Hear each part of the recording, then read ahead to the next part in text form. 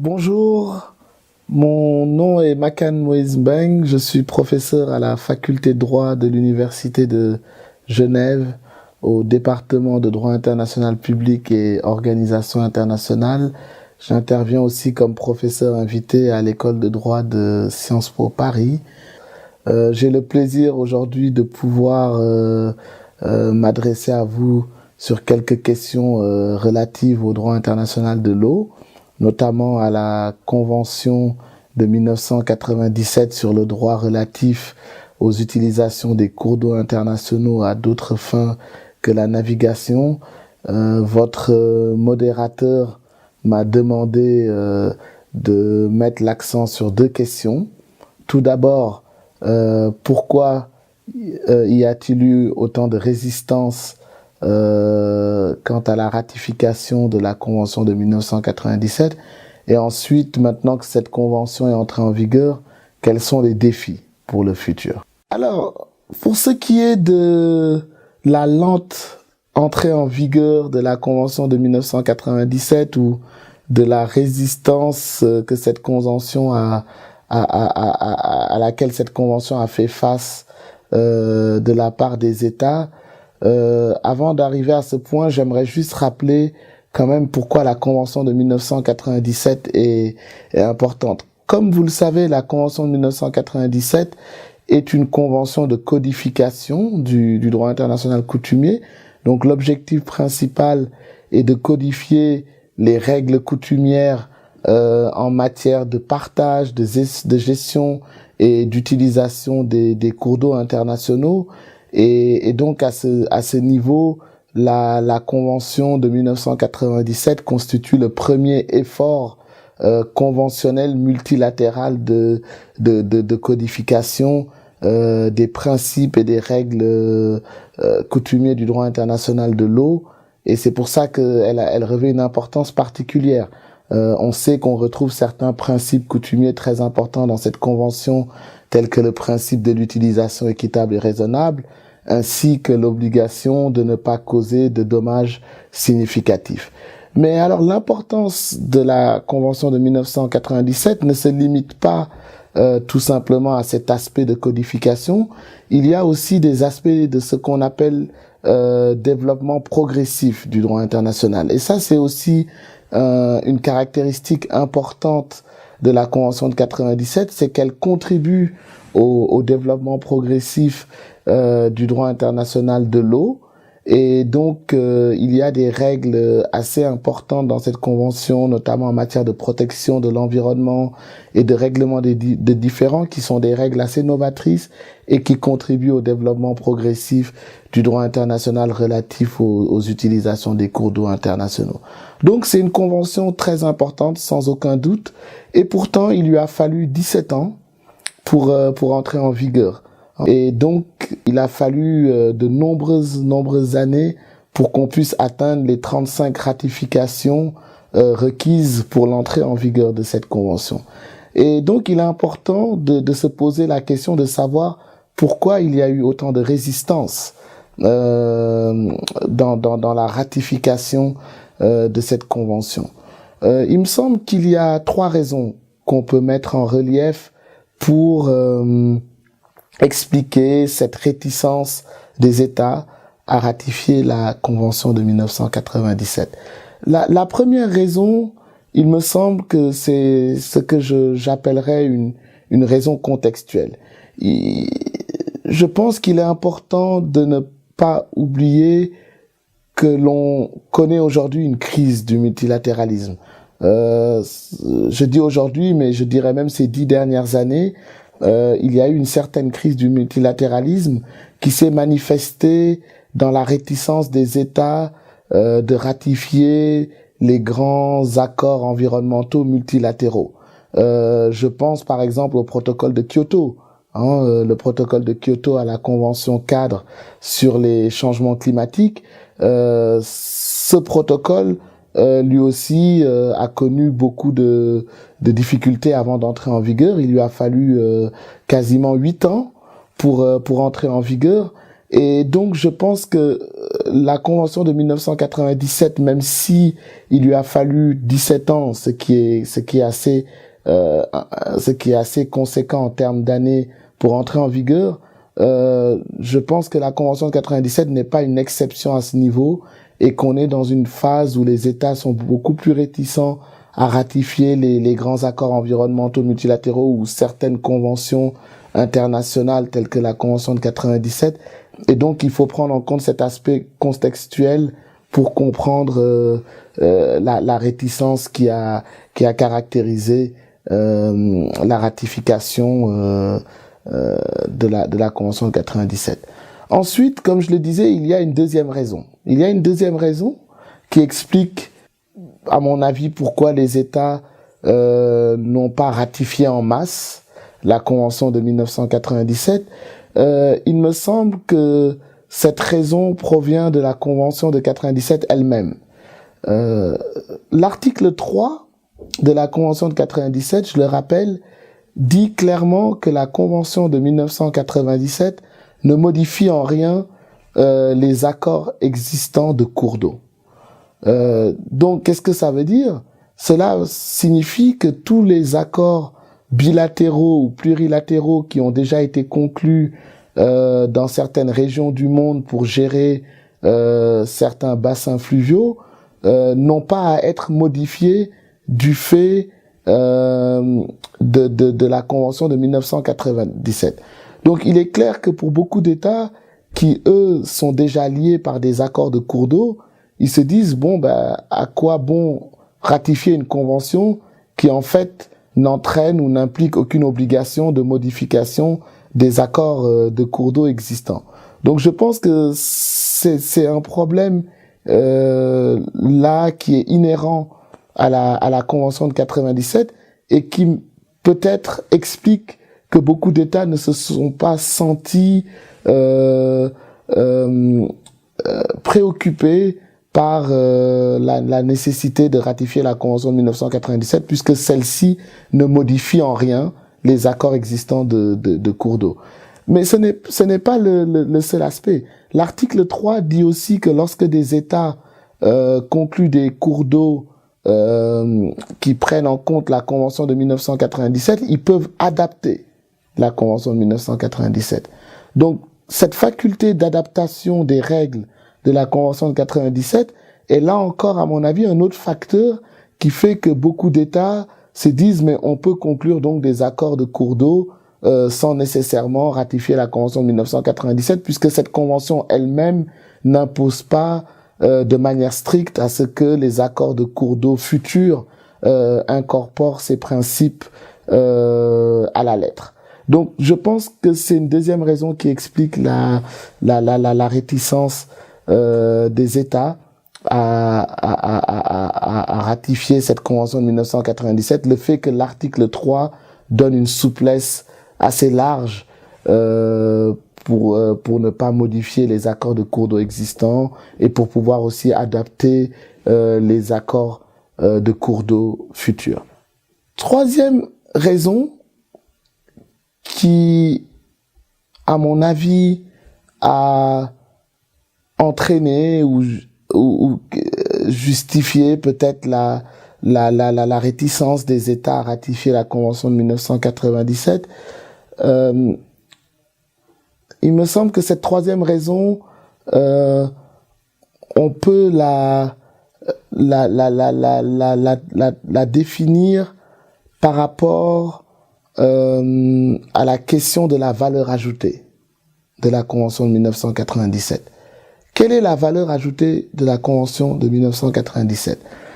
Ici, j'aimerais juste faire référence à mon expérience personnelle, notamment au niveau de plusieurs bassins fluviaux en Afrique, où à chaque fois que j'ai eu à discuter avec des États riverains de l'importance de la Convention de 97, cette question de la valeur ajoutée s'est posée, cette question de la valeur ajoutée est apparue dans les discussions.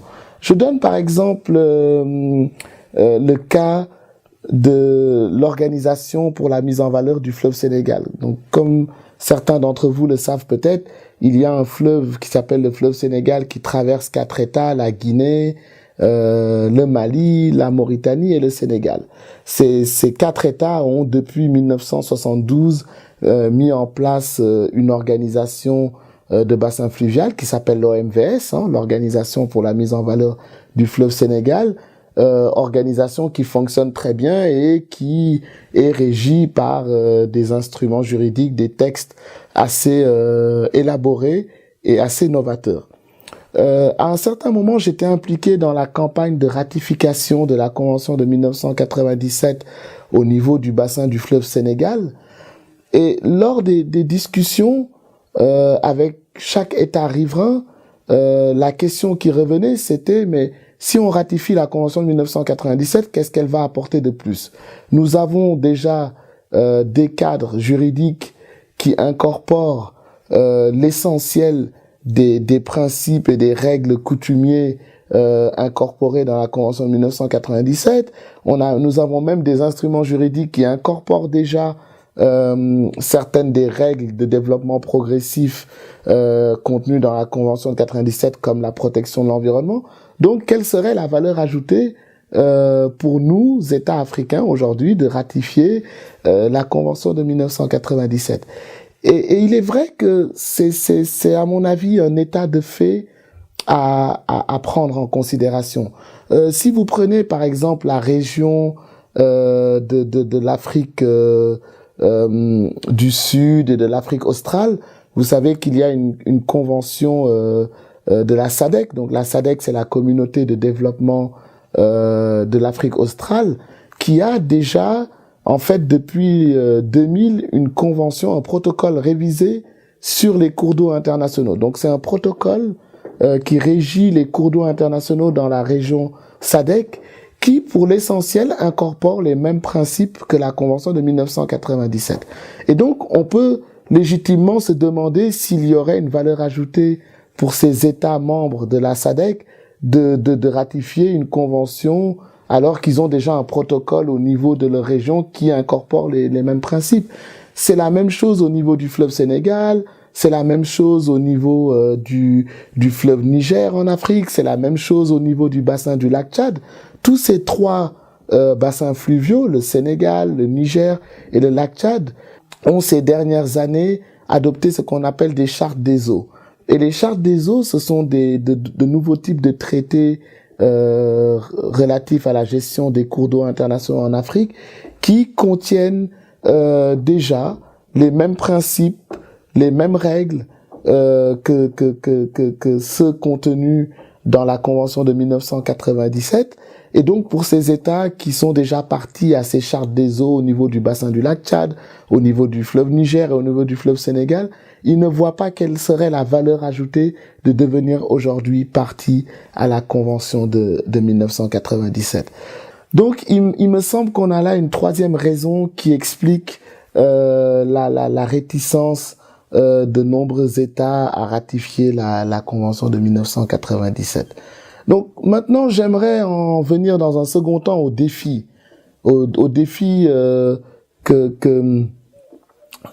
auquel la Convention de 1997 va faire face maintenant qu'elle est entrée en vigueur. Avant de parler plus précisément de ces défis, permettez-moi quand même de dire que je reste optimiste. Je reste optimiste quant au futur de cette convention. En ce sens qu'il me semble que beaucoup d'États vont peut-être dans le futur, et dans un futur beaucoup plus proche qu'on imagine, envisager la ratification de cette convention de 1997, parce que finalement, ils vont se rendre compte que elle est quand même entrée en vigueur, mais aussi, je pense que beaucoup d'États vont vouloir pouvoir participer au cadre multilatéral qui va se dessiner dans le cadre de la Convention de 1997, parce que, bien sûr, cette convention, maintenant qu'elle est entrée en vigueur, elle va vivre, elle va évoluer, et donc je pense que beaucoup d'États préféreront faire partie de ce cadre multilatéral pour pouvoir, à la limite, influencer l'évolution de ce qui se fera au niveau de cette convention de 1997 plutôt que de rester en dehors. Mais maintenant, permettez-moi de venir au défi proprement dit. Pour moi, le premier défi est un défi institutionnel. Le premier défi est un défi institutionnel. La Convention de 1997 ne contient aucune règle sur les mécanismes et les arrangements institutionnels qui doivent être mis en place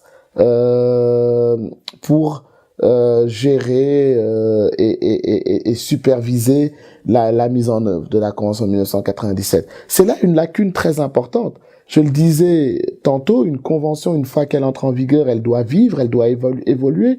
Et ce qui permet à une convention de vivre et d'évoluer, ce sont les mécanismes institutionnels qui sont mis en place. Or, la Convention de 1997 ne prévoit aucun mécanisme institutionnel. Elle prévoit pas la mise en place d'une conférence des parties et elle ne prévoit pas la mise en place d'un secrétariat qui serait chargé au quotidien de superviser, de faciliter la mise en œuvre de la Convention de 1997. Donc on a là un défi très important.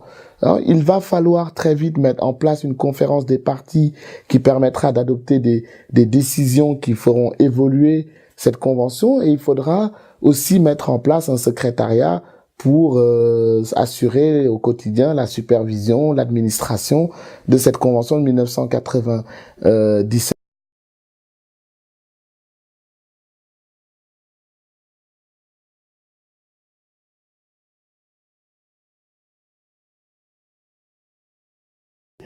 Deuxième défi, le défi de la consolidation. On a tendance à l'oublier, ou en tout cas à ne pas mettre l'accent dessus. La Convention de 1997 est une convention cadre. Si vous regardez le préambule de la Convention de 1997, elle dit clairement que c'est une convention cadre. Et qui dit convention cadre, dit convention qui aura besoin au fil des années d'être consolidée par d'autres instruments juridiques et notamment par d'autres instruments conventionnels. Et il me semble que là aussi, ça va être un défi majeur pour la Convention de 1997, la consolidation des principes qui sont incorporés dans la Convention, notamment, par exemple, clarifier encore plus le contenu de l'utilisation équitable et raisonnable, clarifier encore plus l'obligation de ne pas causer de dommages significatifs, pourquoi pas clarifier la relation entre l'utilisation équitable et l'obligation de ne pas causer de dommages significatifs, mais aussi je pense qu'il serait important d'envisager dans le futur l'adoption de protocoles sur les eaux souterraines, l'adoption d'un protocole sur les aquifères transfrontières.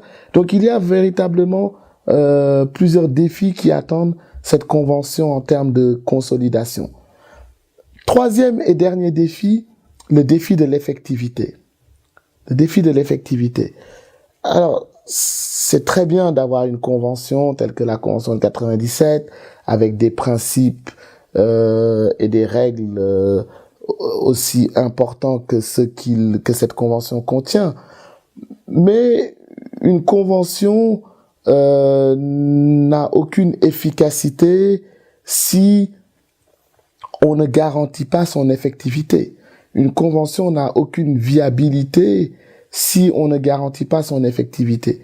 Donc il me semble qu'un des défis auxquels vont être confrontés les parties à la Convention de 1997 va consister à mettre en place un mécanisme de contrôle de la mise en œuvre de cette convention.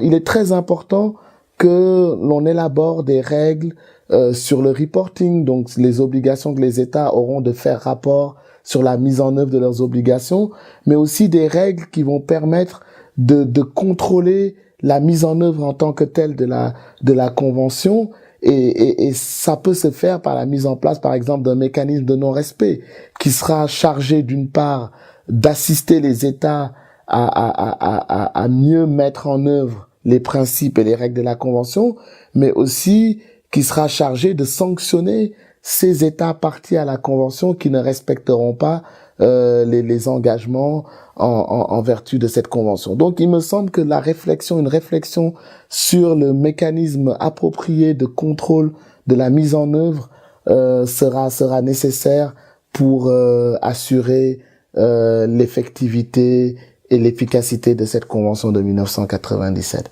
Donc voilà, en général, les différents points sur lesquels je voulais mettre l'accent par rapport à ces deux questions que le docteur Maratinino m'a demandé